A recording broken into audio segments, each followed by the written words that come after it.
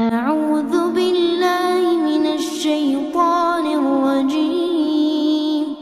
بسم الله الرحمن الرحيم. ألف لام را. تلك آيات الكتاب المبين. إنا أنزلناه قرآنا عربيا لعلكم تعقلون. نحن نقص عليك أحسن القصص بما أوحينا إليك هذا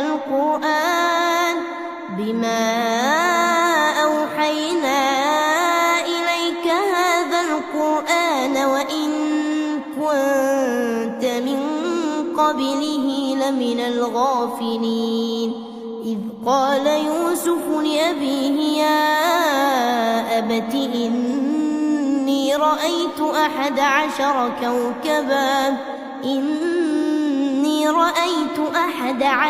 كوكبا والشمس والقمر رأيتهم لي ساجدين. قال يا بني لا تقصص رؤياك على إخوتك فيكيدوا لك كيدا إن الشيطان للإنسان عدو مبين. وكذلك يجتبيك ربك ويعلمك من تأويل الأحاديث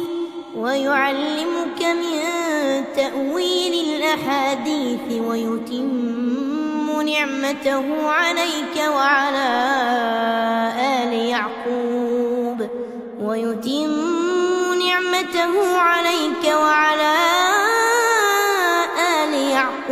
كما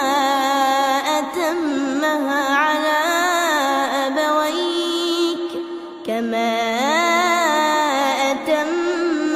على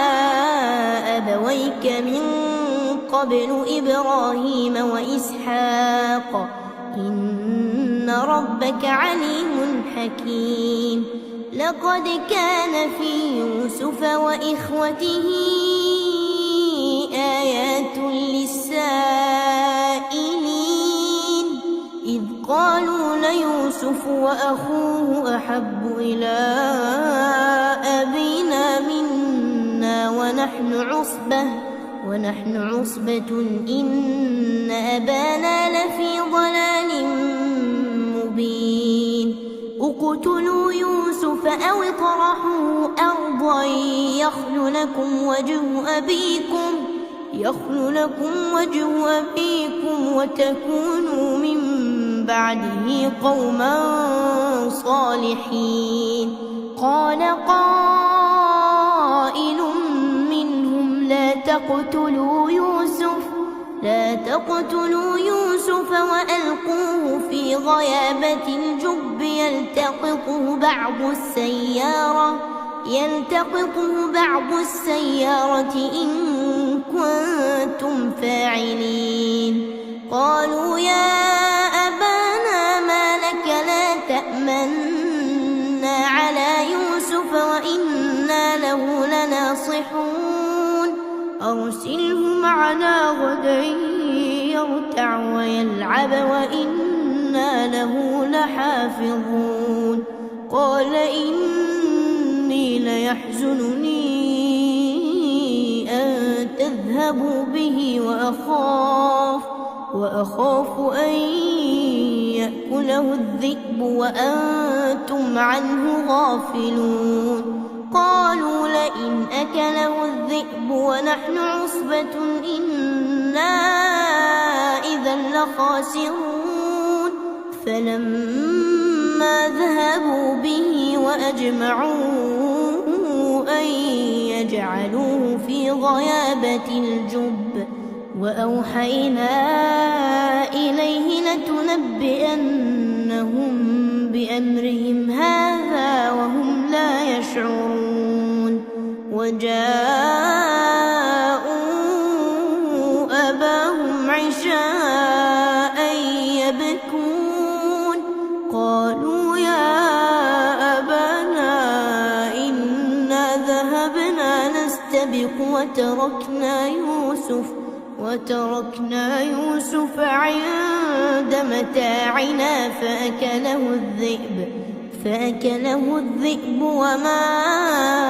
أنت بمؤمن لنا ولو كنا صادقين. وجاءوا على قميصه بدم كذب قال بل سولت لكم أنفسكم أمرا فصبر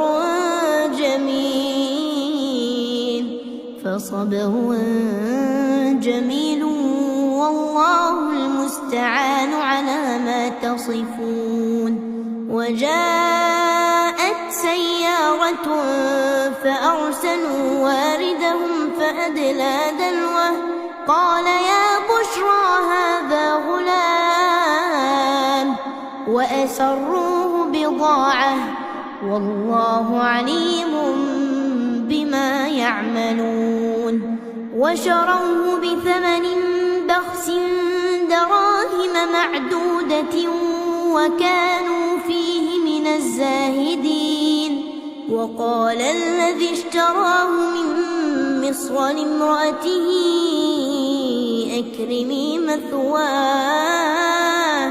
أكرمي مثواه عسى أن ينفعنا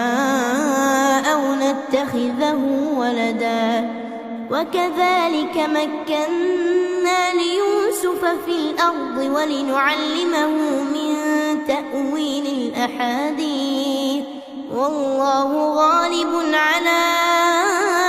أمره ولكن أكثر الناس لا يعلمون. ولما بلغ أشده آتيناه حكما وعلما وكذلك نجزي المحسنين. وراودته التي هو في بيتها عن نفسه وغلقت الأبواب وقالت هيت لك قال معاذ الله إنه ربي أحسن مثواي إنه لا يفلح الظالمون. ولقد همت به وهم بها لولا أن رأى برهان ربه كذلك لنصرف عنه السوء والفحشاء إنه من عبادنا المخلصين. واستبق الباب وقدت قميصه من دبر وألف يا سيدها لدى الباب قالت ما جزاء من أراد بأهلك سوءا إلا أن يسجن أو عذاب أليم. قال هي راودتني عن نفسي وشهد شاهد من أهلها إن كان قميصه قد من قبل فصدقت وهو من الكاذبين. وإن كان قميصه قد من دبر فكذبت وهو من الصادقين. فلما رأى قميصه قد من دبر قال إنه من كيدكن إن كيدكن عظيم. يوسف أعرض عن هذا واستغفري لذنبك إنك كنت من الخاطئين. وقال نسوة في المدينة امرأة العزيز تراود فتاها عن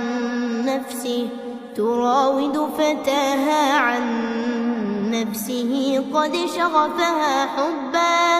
قد شغفها حبا إنا لنراها في ضلال فلما سمعت بمكرهن أرسلت إليهن وأعتدت لهن متكئا وآتت كل واحدة منهن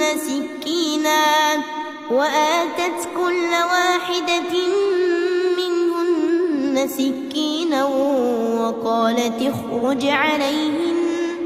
فلما رأينه أكبرنه وقطعن أيديهن وقلن حاش لله ما هذا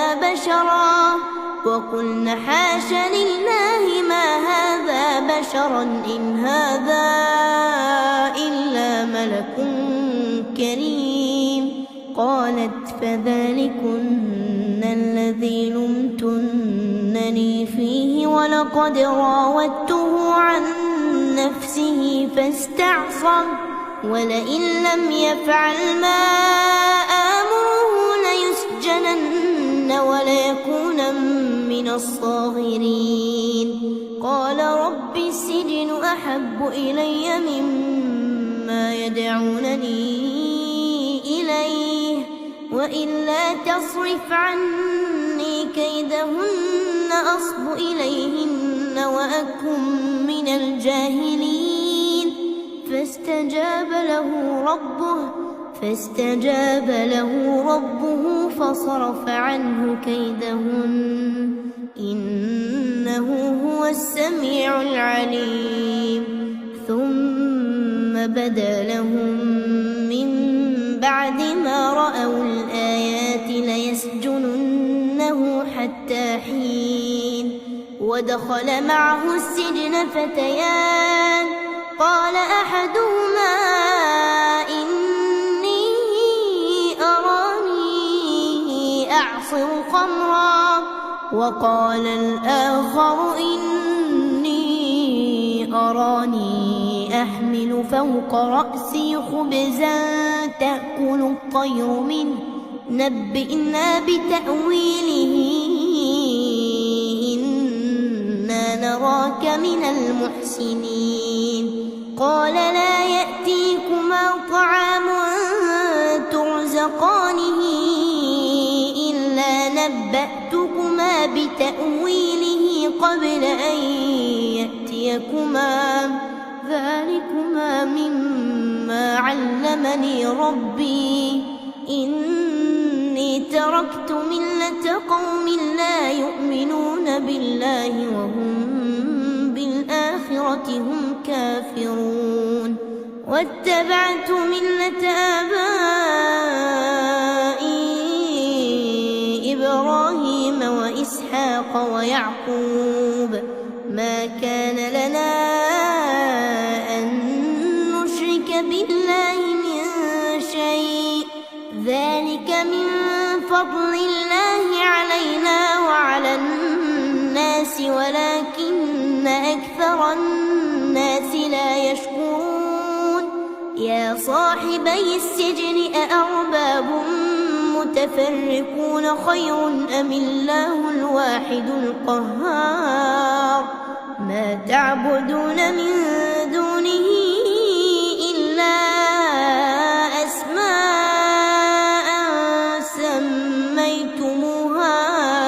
أنتم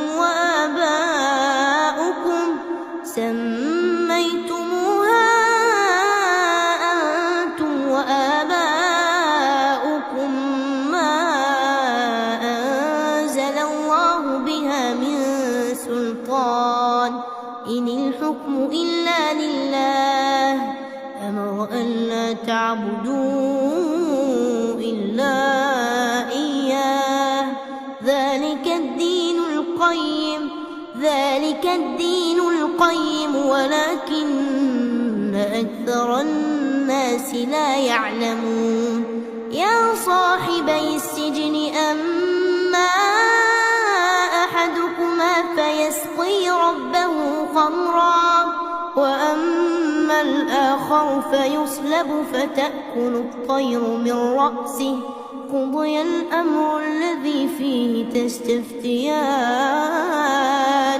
وقال للذي ظن أنه ناج منهما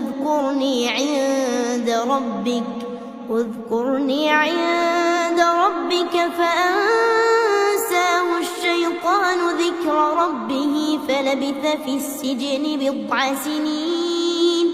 وقال الملك إني أرى 7 بقرات سمان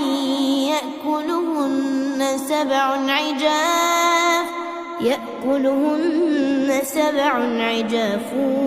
و7 سنبلات خضر وأخر يابسات يا أيها الملأ أفتوني في رؤياي إن كنتم للرؤيا تعبرون قالوا أضغاث أحلام وما نحن بتأويل الأحلام بعالمين وقال الذي نجا منهما وادكر بعد أمة أنا أنبئكم بتأويله فأرسلون يوسف أيها الصديق أفتنا في 7 بقرات سمان يأكلهن 7 عجاف و7 سنبلات خضر وأخر يابسات لعلي أرجع إلى الناس لعلهم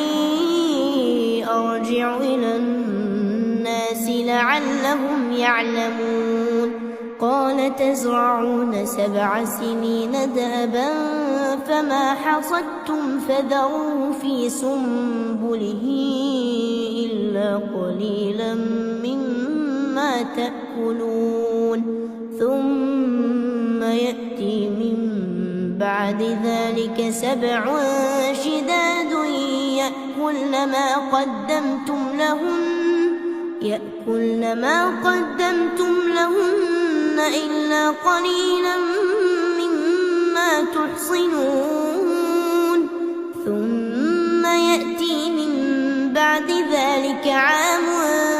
فيه يغاث الناس وفيه يعصرون وقال الملك ائتوني به فلما جاءه الرسول قال ارجع إلى ربك فاسأله ما بال النسوة اللاتي قطعن أيديهن إن ربي بكيدهن عليم قال ما خطبكن إذ راوتن يوسف عن نفسه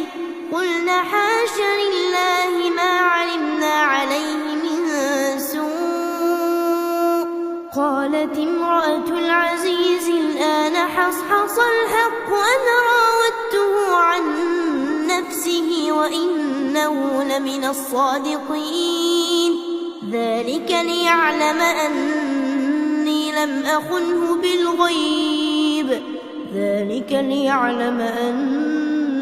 لم أخنه بالغيب وأن الله لا يهدي كيد الخائنين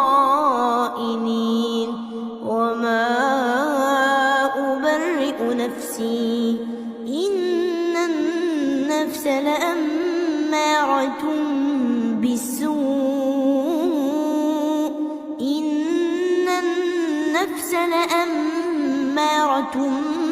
بالسوء إلا ما رحم ربي إن ربي غفور رحيم وقال الملك ائتوني به أستخلصه لنفسي فلما كلمه قال إنك اليوم لدينا مكين أمين قال اجعلني على خزائن الأرض إني حفيظ عليم وكذلك مكنا ليوسف في الأرض يتبوأ منها حيث يشاء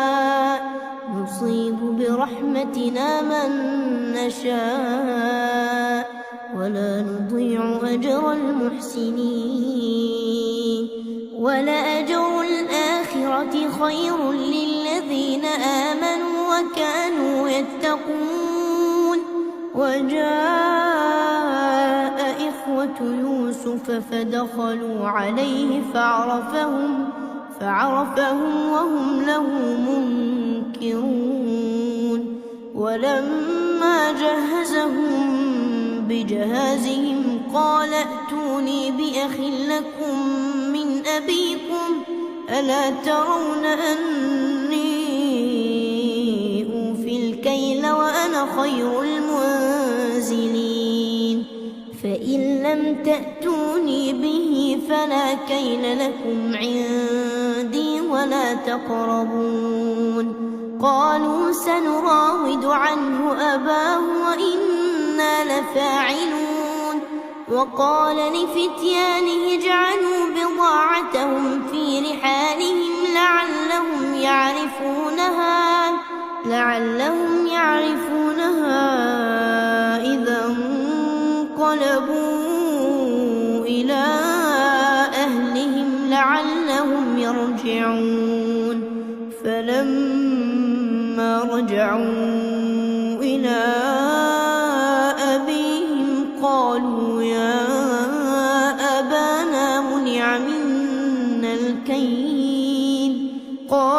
يا أبانا منع منا الكيل فأرسل معنا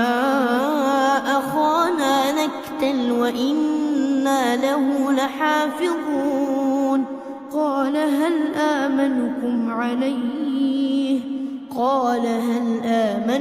عليه إلا كما أمنتكم على أخيه من قبل فالله خير حافظا وهو أرحم الراحمين ولما فتحوا متاعهم وجدوا بضاعتهم ردت إليهم قالوا يا أبانا ما نبغي هذه بضاعتنا ردت إلينا ونمير أهلنا ونحفظ أخانا ونزداد كيل بعير ذلك كيل يسير قال لن أرسله معكم حتى تؤتون موثقا من الله لتأتونني به إلا أن يحاط بكم فلما آتوا موثقهم قال الله على ما نقول وكيل وقال يا بني لا تدخلوا من باب واحد وادخلوا من أبواب متفرقة وما أغني عنكم من الله من شيء إن الحكم إلا لله عليه توكلت وعليه فليتوكل المتوكلون ولما دخلوا من حيث أمرهم أبوهم ما كان يغني عنهم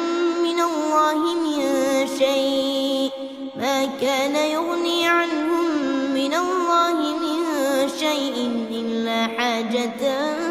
في نفس يعقوب قضاها وإنه لذو علم لما علمناه ولكن أكثر الناس لا يعلمون ولما دخلوا على يوسف آوى إليه أخاه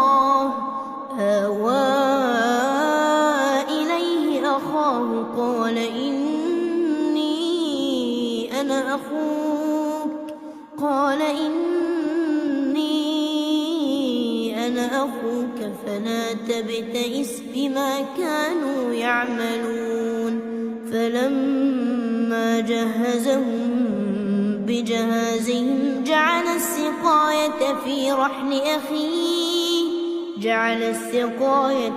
رحل أخيه ثم أذن مؤذن أيتها العير إنكم لسارقون قالوا وأقبلوا عليهم ماذا تفقدون قالوا نفقد صواع الملك ولمن جاء به حمل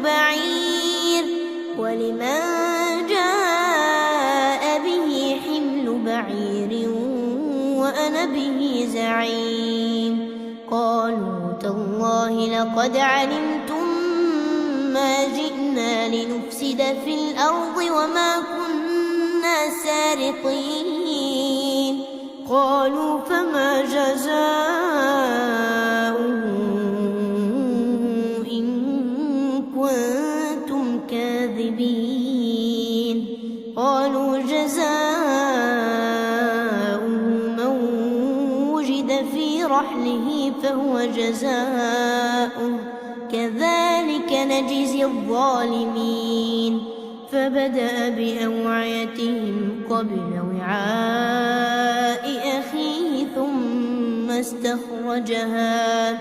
ثم استخرجها من وعاء أخيه كذلك كدنا ليوسف ما كان ليأخذ أخاه في دين الملك إلا أن يشاء الله نرفع درجات من نشاء وفوق كل ذي علم عليم قالوا إن يسرق فقد سرق أخ له من قبل فأسرها يوسف في نفسه ولم يبدها لهم قال أنتم شر مكانا والله أعلم بما تصفون قالوا يا أيها العزيز إن له أبا شيخا كبيرا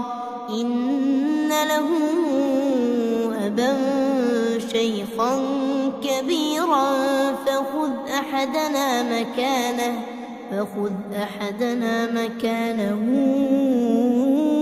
إنا نراك من المحسنين قال معاذ الله أن نأخذ إلا من وجدنا متاعنا عنده إنا إذا لظالمون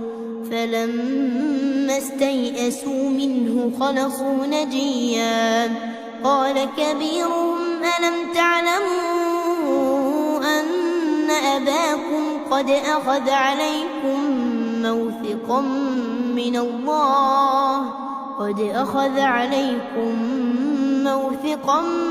الله ومن قبل ما فرطتم في يوسف فلن أبرح الأرض حتى يأذن لي أبي أو يحكم الله لي وهو خير الحاكمين ارجعوا إلى أبيكم فقولوا يا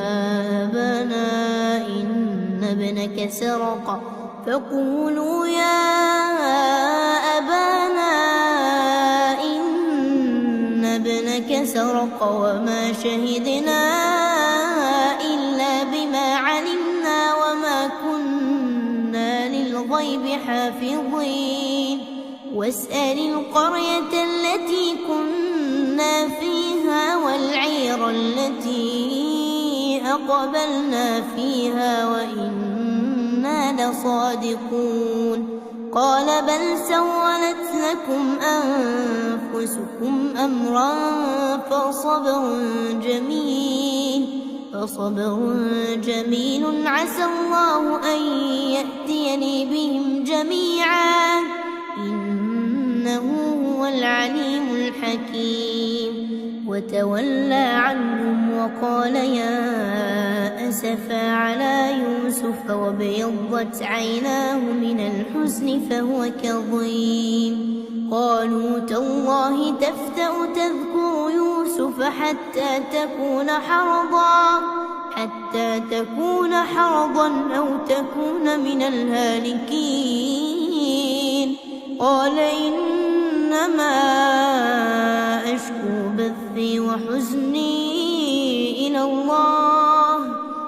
إنما أشكو بثي وحزني إلى الله وأعلم من الله ما لا تعلمون يا بني اذهبوا فتحسسوا من يوسف وأخيه ولا تيأسوا من روح الله إنه لا ييأس من روح الله إلا القوم الكافرون فلما دخلوا عليه قالوا يا أيها العزيز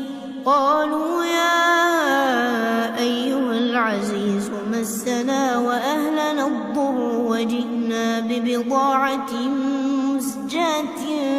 فأوف لنا الكيل وتصدق علينا إن الله يجزي المتصدقين قال هل علمتم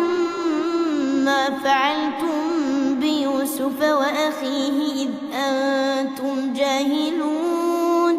قالوا أئنك لأنت يوسف قال أنا يوسف وهذا أخي قد من الله علينا إنه من يتق ويصبر فإن الله لا يضيع أجر المحسنين قالوا تالله لقد آثرك الله علينا وإن كنا لخاطئين قال لا تثريب عليكم اليوم يغفر الله لكم وهو أرحم الراحمين اذهبوا بقميصي هذا فألقوه على وجه أبي يأت بصيرا وأتوني بأهلكم أجمعين ولما فصلت العير قال أبوهم إني لأجد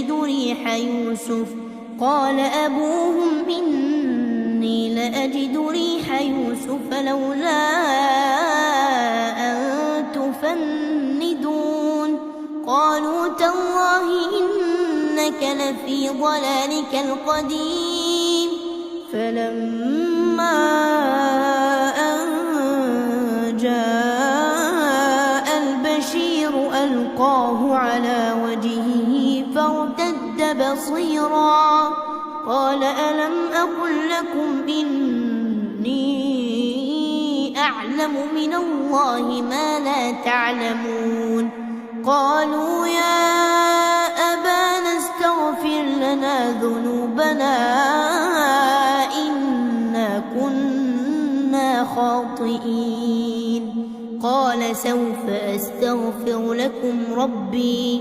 إنه هو الغفور الرحيم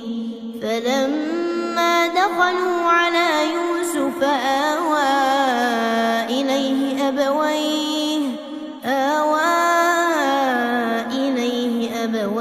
وقال ادخلوا مصر إن شاء الله آمنين ورفع أبويه على العرش وخروا له سجدا وقال يا أبت هذا تأويل رؤياي من قبل قد جعلها ربي حقا وقد أحسن بي إذ أخرجني من السجن وجاء بكم من البدو من بعد أن نزغ الشيطان بيني وبين إخوتي إن ربي لطيف لما يشاء إنه هو العليم الحكيم رب قد آتيتني من الملك وعلمتني من تأويل الأحاديث فاطر السماوات والأرض أنت ولي في الدنيا والآخرة توفني مسلما وألحقني بالصالحين ذلك من أنباء الغيب نوحيه إليك وما كنت لديهم إذ أجمعوا أمرهم وهم يمكرون وما أكثر الناس ولو حرصت بمؤمنين وما تسألهم عليه من أجر إن هو إلا ذكر للعالمين وكأين من آية في السماوات والأرض يمرون عليها وهم عنها معرضون وما يؤمن أكثرهم بالله إلا وهم مشركون أفأمنوا أن تأتيهم غاشية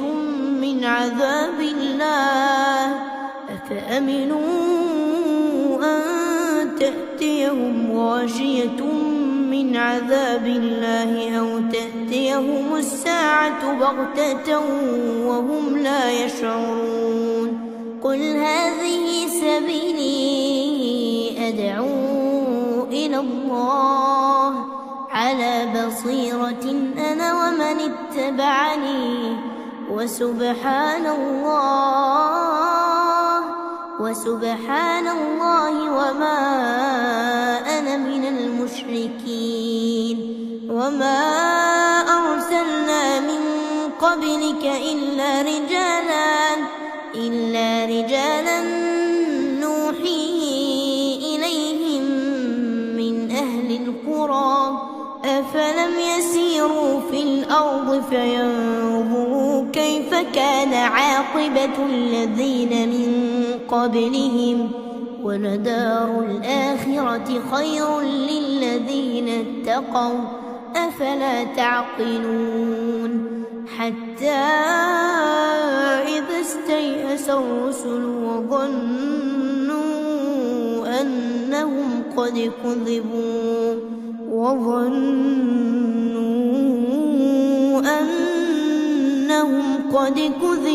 جاءهم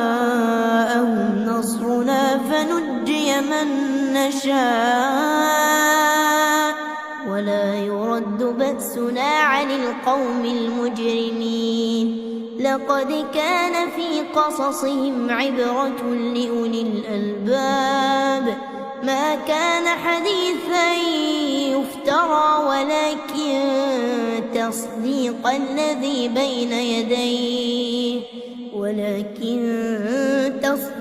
الذي بين يديه وتفصيل كل شيء وهدى ورحمة لقوم يؤمنون